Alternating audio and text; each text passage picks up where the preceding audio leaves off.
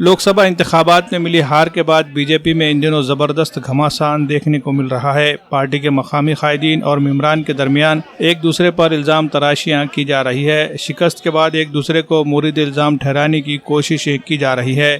चंद रोज़ क़ब्ल ऐसी एक जायज़ा मीटिंग के दौरान पार्टी कारकुनान के दरमियान जमकर हंगामा हो गया था। अभी ये मामला ठंडा भी नहीं हुआ था कि आज फिर से पार्टी के जायज़ा इजलास में जमकर हंगामा हुआ। सियासी मुबस्सिर के तौर पर रियासत के काबीनी वजीर राधा कृष्ण विखे पाटिल आज नांदेड़ आए हुए थे। यहाँ उनकी निगरानी में एक जायज़ा इजलास का इनेकाद किया गया था। लोकसभा इंतखाबात में बीजेपी को किस वजह से शिकस्त का सामना करना पड़ा, इस बारे में मालूमात हासिल करने के लिए यह इजलास मुनक़िद किया गया था। इजलास शुरू होने से पहले ही बीजेपी कारकुनान में जमकर हंगामा हुआ। सूरत हाल इस हद तक ख़राब हो गई कि चंद अफराद एक दूसरे के दस्तो गिरेबां हो गए और अपने गम गुस्से का इजहार किया। इस दौरान कुछ लोगों ने बीच बचाव करके हालात पर काबू पाने की कोशिश की और हंगामा करने वाले कारकुनान को इजलास से बाहर कर दिया गया।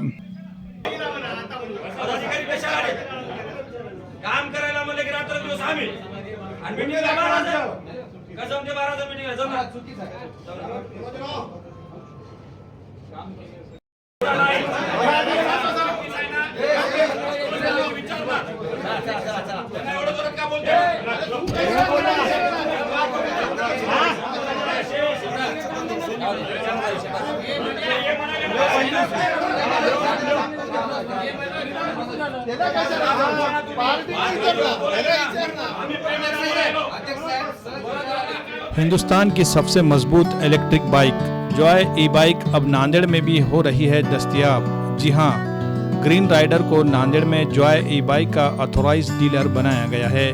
मर्द व ख़वातीन के अलावा कॉलेज के तलबा की ज़रूरत के मुताबिक जॉय ई बाइक 4 अलग अलग मॉडल में दस्तयाब है, जिसमें म्यूहूस, वोल्फ और जेननेक्स नैनो।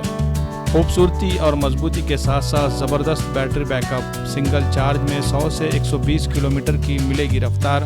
कम से कम डाउन पेमेंट देकर EMI पर भी मिल सकती है गाड़ियाँ। मज़ीद तफसीलात के लिए शोरूम का पता है ग्रीन राइडर जॉय ई बाइक,